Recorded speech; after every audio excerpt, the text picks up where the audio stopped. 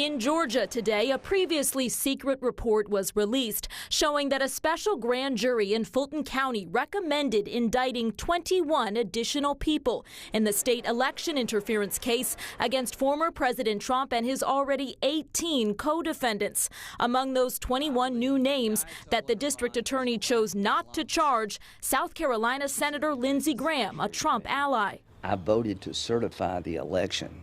To suggest I'm part of some grand scheme to overturn the election makes no sense. Georgia's Republican Secretary of State has said that Senator Graham suggested the secretary had the authority to reject certain absentee ballots, making him feel pressured. Senator Graham today refuting that, insisting he simply wanted clarity about the state's process before voting to certify the election. I asked him questions about the mail-in voting process. I never asked him to set aside ballots or anything else. The newly revealed names come after a judge ordered the release of a report summarizing the findings of the special grand jury that investigated Mr. Trump and his allies' efforts to overturn Georgia's 2020 election results.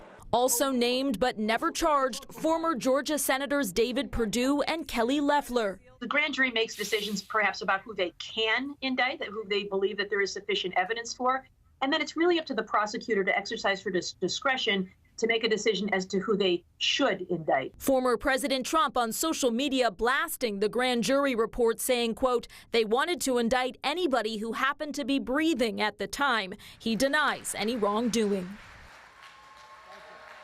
In Washington, Alice Barr, NBC News. Legal experts say that prosecutors may have decided there wasn't enough evidence to ultimately indict these 21 people we're learning about today, or there could be things like the speech and debate clause that protects members of Congress.